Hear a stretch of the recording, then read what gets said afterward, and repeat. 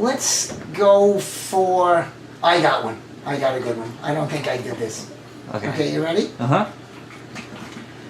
One of the big mistakes that a lot of people, medical people, make looking at illnesses is they tend to categorize diseases and view them as all being different. So bursitis may be a problem in the leg. Pancreatitis is a problem in the pancreas. There's a hematologist, which is a doctor who studies the blood. There's a gastrointestinal physician who studies the intestine. There's brain doctors and doctors who study the liver. There are kidney specialists. There are ear, nose, and throat specialists. That big word that begins with an O. But what isn't understood is that sicknesses are not different. In other words, people tend to think there are like illnesses that are kind of parallel to each other. So here's leukemia, here's Lou Gehrig's disease, this is brain cancer, that they're all different. They're different things that afflict the body. In the cleansing lifestyle, in the radical cleansing lifestyle, we view the illnesses more on what I like to call a vertical thermometer. And what we mean by that is the illnesses are all in the same column. They're in the same category. The symptom is what it is depending on where the retained waste has landed. Also, the intensity of the symptom is what it is depending on the volume of retained waste, gas, and poison, how much of it has landed. So that someone with lung cancer has an extremely large volume of toxicity lodged in the lung tissue. Someone with pneumonia has the same thing, just less. It's about intensity, it's about volume. See, but the mistake is to think, a perfect example, for instance, is throat cancer. Most people, doctors would tell you throat cancer has absolutely nothing to do with digestion, it's in the throat. So a person with colon cancer has no similarity to a person with throat cancer. And then here's where they're very wrong. They're wrong in the following. The cecum, the right corner of the intestines, connects meridian-wise. In acupuncture and shiatsu, we talk about meridians, heartstrings running through the body. The meridians that run through the cecum have a direct connection in the body from the throat up, the larynx up. So when people get throat cancer, what they actually have is a super full clogged, fucked up cecum. That's what they have.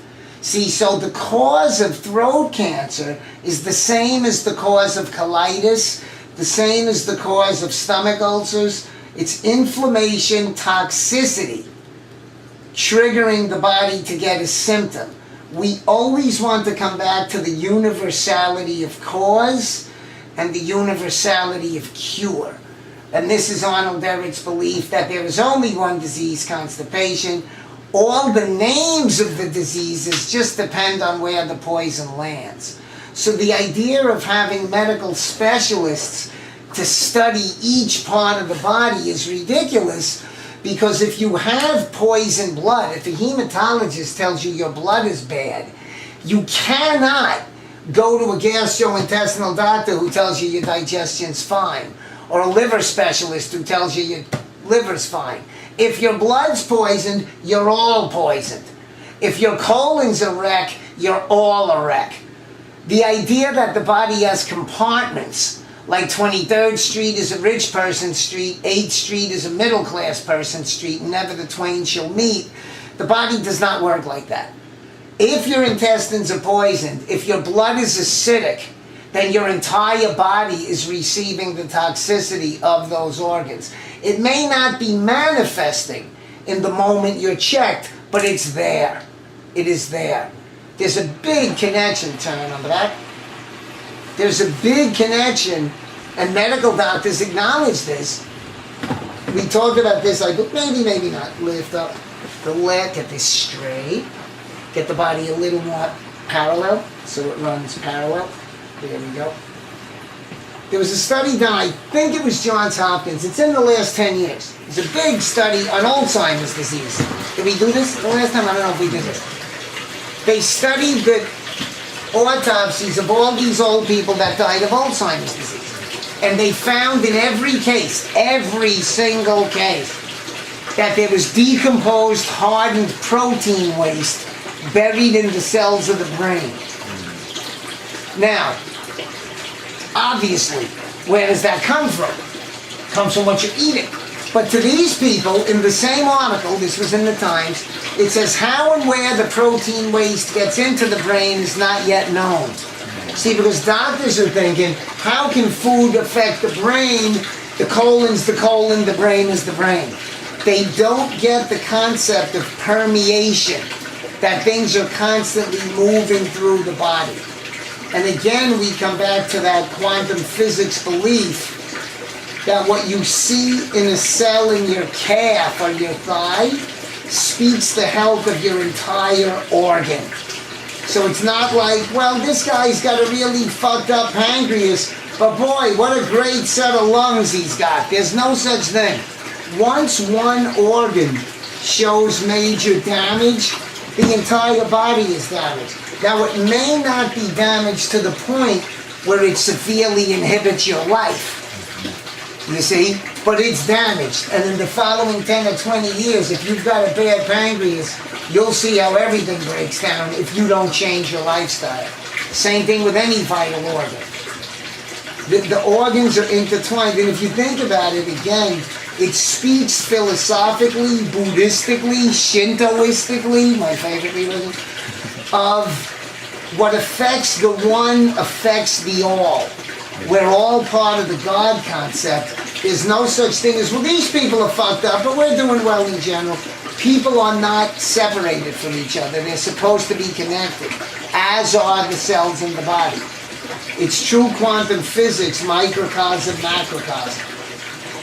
So when we look at illnesses, what we never want to do, and this is what pouring heaviness, out, feel that heaviness, outstanding heaviness. What we never want to do is, wow, look at that. That is very much flatness. Is start looking at the body like a series of parts. Like I have all these parts and I got to take care of all my parts. No, there's only one body. I'll give you a perfect example. And we say this over and over and over again. Person comes in, they could tell me I have colitis, I have rheumatoid arthritis, I have really terrible skin. And I look at the individual and they're 40 pounds overweight. Now, none of this is aesthetic. We're not talking about the fact that heaviness might not be cute. I could care less. That's not what we're talking about. We're talking about from a health perspective. So the individual comes in 40 pounds overweight. They could have bursitis. They could have impetigo. They could have psoriasis. They could have lumbago. They could have sciatic. They could have migraine headaches. They could have cystitis. I don't give a fuck what they have. And I will always tell them the same thing. There is no sickness, there is 40 pounds of waste. Lose the waste, lose the symptom. Keep the waste, there is nothing that can be done. And this is my problem, this is the cleansing people's problem with a lot of alternative medicine. If a big fat person goes to a chiropractor, an acupuncturist, a shiatsuist, a shaman, complaining about pneumonia, bad lungs, renal problems, I don't care what the problem is. If a big fat dude goes to any alternative healer and they start adjusting them and needling them, they're not doing shit. Because, I have to get water, hang on. This is an important part. I always like to blast the other people doing alternative work. This is a big...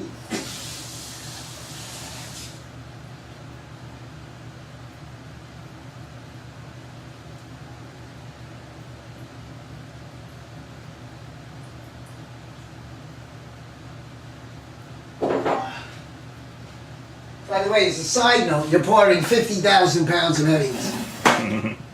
Okay.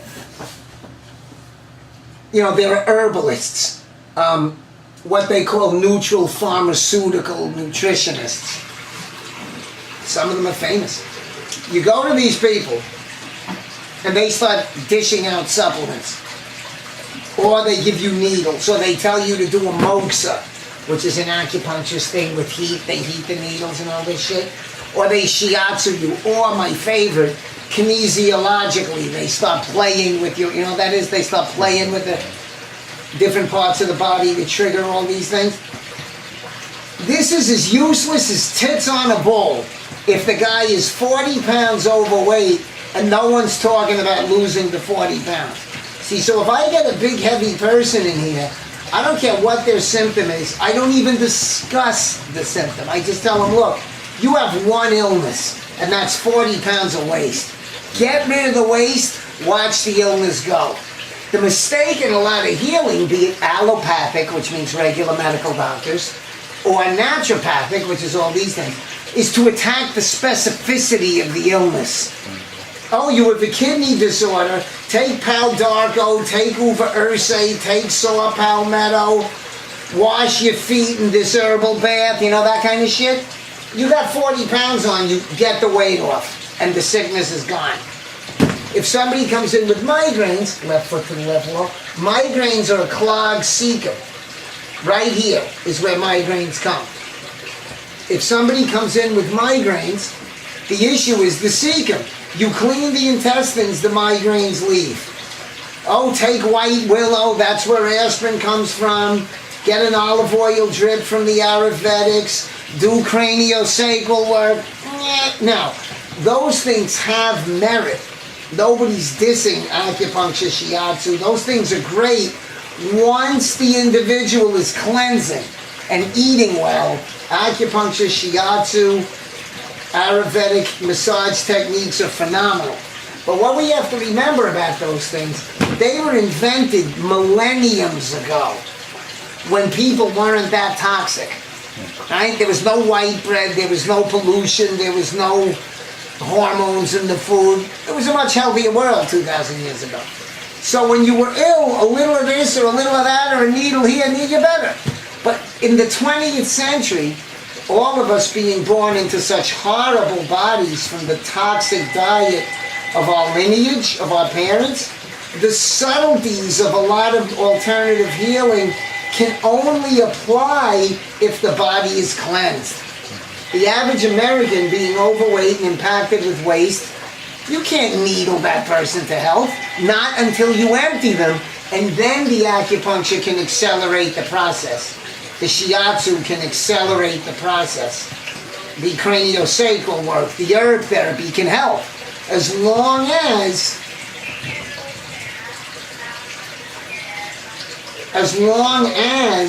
the individual is on a cleansing diet. I mean, the long and the short of it is, this is controversial, we're going to give you a fun one here. If you say to me, if somebody says to me, look, I have this illness, this illness, this illness, I don't like doctors, I want to do holistic healing. But I eat what I want, I love to eat what I want, don't talk to me about shitting, it's disgusting. What should I do? That's the control. Don't talk to me about food, I'm eating what I want. Don't talk to me about elimination and shit, that's disgusting. I don't like medical doctors, I have bronchitis, what should I do? What do you tell them if you want to keep them alive? You tell them, go to a medical doctor, don't be an asshole, and take the drugs. Because there is no alternative healing will do you any good if you come out and say, I'm eating what I want and I'm not talking about shit.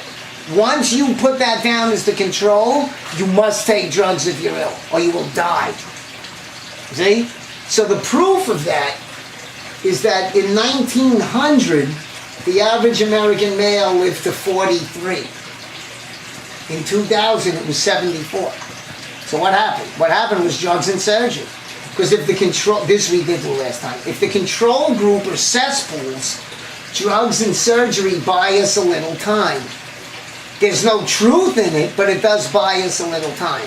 If we're clogged, if we're acidic, if we're inflamed with waste, which is the cause of all sickness, and we do not choose to change that, There is nothing alternative will help us. See? So what this game really about is, they say in geometry, the shortest distance between 2 points is a line.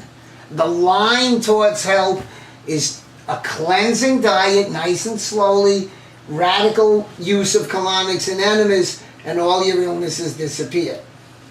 Big mistake in healing, and alternative healers do this too. Hey naturopath, hey acupuncturist, hey holistic healer, I have a skin problem behind my knee, what should I take? I have a pain in the shoulder, what should I take? I get bloated and gassy, what should I take? In other words, they're applying the allopathic paradigm to naturopathic doctoring, which is not good. Allopathy says you got this sickness, take this antibiotic, this sickness, take this steroid, this sickness, take this cream, this sickness, get that operation. So a lot of people think holistic healing is doing the same thing with natural products. Oh, don't take streptomycin, take Paldarco. See, that's what they think alternative healing is, a lot of people. You're not going to use drugs, you're going to use natural shit. So for a hurt knee, do this natural shit. For a hurt pancreas, do this natural shit. But that's all bullshit too. Because there's no understanding of the universality of cure. There's no understanding that there is only one sickness, and that's the retention of waste from years of eating improper foods, as well as a little bit negative emotions stored in the body, drugs, chemical pollution. The cure is removal and learning how not to further put in. And that's where the food thing comes in. We'll do a little bit of, isn't that so much more fun than the food talk? Mm-hmm. So much more fun. Right? The food talk is so dread, but let's do a little. To reiterate with the diet, we want to keep the body in motion. We don't want food crashing on each other. What does that mean? We want to juice. We talked about this last time. Juicing floods the body with alkalinity. It raises the pH of the blood. It gives the body a good source of oxygen, enzymes, negative ions, all of which will shake up the body's poison. But it must enter an empty system. So there is a hierarchy for food. The higher vibration the food, that's the priority it gets entering the body. So again, and even though we said this because people, it's so shocking to people, it's worth reiterating. If we're looking at a meal in the evening where there's chicken or fish or pork and there's Brussels sprouts cooked and broccoli cooked and a salad, it's vitally important it goes in the right order. The raw food comes first, the salad comes first, the broccoli and proteins come next. We try never, if we're serious about health, to eat proteins more than once a day. Rare cases, that's an exception. Rare cases, we don't need to do that right now. It applies to very few people.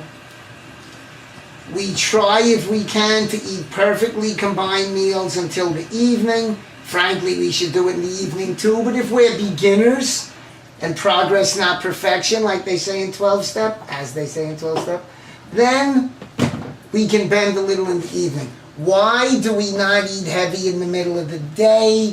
Again, people will say, I read in a book that the worst mistake in nutrition is to eat before you go to bed.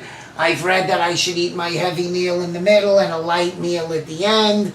What do you say to that? What we say to that is, if you eat a heavy meal in the middle of the day, and if it has a combination of starch and protein, the combination of starch and protein will go so slowly through the stomach. Let's say you ate at 1 o'clock. You can't eat until tomorrow, which means if your plan is to eat a light dinner, now a light dinner either means fruits or vegetables, if you know what you're talking about. Once you put a salad, fruit, or juice in the stomach, when it had a chicken sandwich in 5 hours prior, it bounces off, it ferments, it kills you. That's what stagnates in the digestive tract. All that matter will go slowly. It will lodge, gas will form and trap it.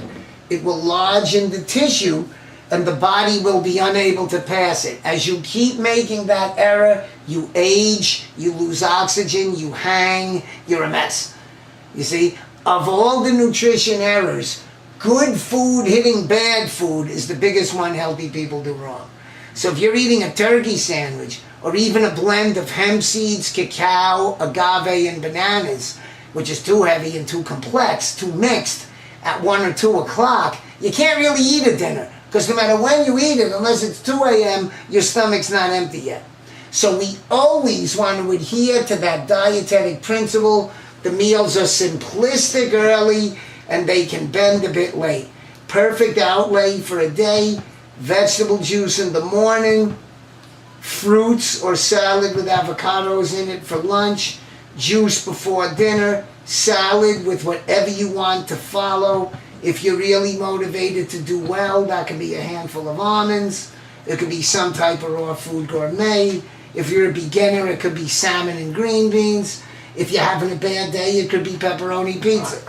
But that is how we outline the diet. Vegetable juice early, salad with avocados for lunch or fruits, juice before dinner, salad and something else. If that's too advanced, the midday meal could be salad and cooked grains and vegetables. There are ways to play with this. We could do that another time because it's boring. But if we keep that principle that we do not want the food crashing in the system, we will always succeed. It's like being an air traffic controller. Don't let the airplanes hit each other, you keep your job. We don't want the food hitting each other. So for people very into health to wake up and have these massive blends of fruits and nuts and all these powders and sweeteners and coconut water and cacao, believe it or not, it would have been much better to just do black coffee. Because black coffee, while it is a little bit poisonous, will not clog and adhere to the system the way all that other nonsense does. So as we get into health, our options for the morning, if we have a juice, it should be juice, fruit is okay, or a blended combination of light green leaves like spinach, romaine, lettuce, with some pineapple and cucumber, and like a blended salad smoothie thing is fine. But we should eventually look to juice. If people are bloating from juices and getting headachy and skeevy, it means their body is so toxic that they just can't do it yet. Put it on the shelf, do a blended salad with some fruit in it, or just eat some fruit in the morning, and if you do a few colonics and enemas, a month or 2 later you bring the juice in, you'll be fine. Okay, let's call it there. That was good. Good. That was good. That was a big Thanks.